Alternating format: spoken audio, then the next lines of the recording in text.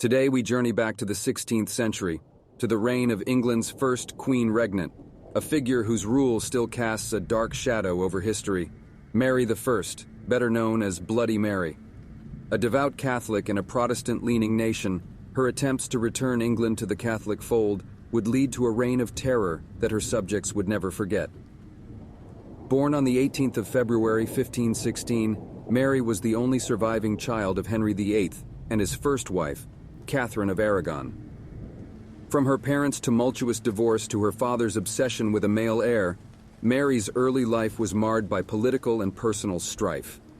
Ascending to the throne in 1553, Mary sought to reverse her father's establishment of the Church of England and return her country to Catholicism.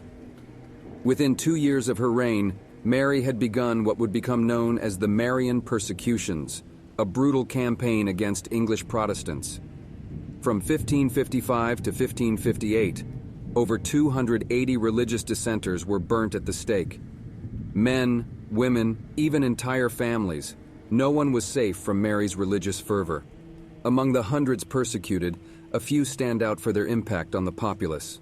Figures such as Thomas Cranmer, the Archbishop of Canterbury, and the Protestant preachers Hugh Latimer and Nicholas Ridley became symbols of resistance, their executions reverberating across England. Their courage in the face of death fueled resentment towards Mary and her regime, planting seeds for future Protestant rebellions. The Protestant figures who defied Mary's reign were more than just names.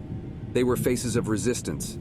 Thomas Cranmer, despite his initial recantation, bravely repudiated his recantation at his execution. His fiery end in Oxford left a significant impact, fueling the resentment and resistance against Mary's Catholic rule. As for Hugh Latimer and Nicholas Ridley, their steadfast faith in the face of death turned them into Protestant martyrs. Their memory would embolden future dissent against Catholic rule. Mary's marriage to Philip II of Spain in 1554 was not only a political alliance, but also a personal mission. She hoped for a Catholic heir, ensuring England's return to Catholicism. But the marriage produced no children, leaving her half-sister Elizabeth, a Protestant, as the successor, further exacerbating Mary's fears of a Protestant England. This alliance only deepened the fear and mistrust of the English populace, who saw the Spanish as foreign intruders, contributing to the unrest and rebellions that characterized her reign. Her zealous prosecution of Protestants isolated her further, making her rule a turbulent and controversial one.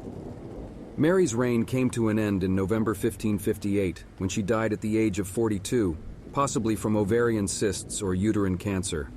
Her death was met with mixed emotions, relief mingling with fear of what was to come. The throne passed to Elizabeth, marking the end of Mary's campaign to re-establish Catholicism in England. Mary's bloody reign seeped into the cultural consciousness, leaving indelible marks that transcend time. She became an icon of terror, spawning the legend of Bloody Mary, a ghostly figure invoked by daring children in darkened mirrors. While it's a game today, it harks back to a time when Mary's name was indeed spoken in whispers, her rule instilling fear across England. The Marian persecutions caused a ripple effect throughout England, creating a divide that would last generations. While Mary sought to return England to the Catholic fold, the brutal means by which she pursued this goal only hardened resistance. Society was divided, families torn apart, and communities forever changed. In towns across England, heretic executions became grim spectacles, further widening the gap between Protestants and Catholics. With Elizabeth's ascension, England saw a period of restoration and calm. The Protestant faith was reinstated, and the wounds of Mary's reign began to heal. Today, while Mary's impact is undeniable, her legacy is a complex tapestry of faith, fear, and bloodshed. The first Queen Regnant of England, her name is forever etched in the annals of history, not Mary I, but Bloody Mary. Mary's reign directly influenced the subsequent Elizabethan era. Upon her ascension, Elizabeth I, a Protestant, set about undoing her sister's work, reinstating Protestantism as England's religion. This shift was largely welcomed by a population still scarred by Mary's brutal persecutions. The stark contrast between the two reigns highlighted Mary's reign as a time of terror, helping to cement Elizabeth's rule as a golden age in English history. Thanks for joining us on this journey through the eerie history of Mary I. Don't forget to like, share, and subscribe to AI Presence Eerie History, and hit the bell icon to get notified of our latest deep dives into the chilling events of the past.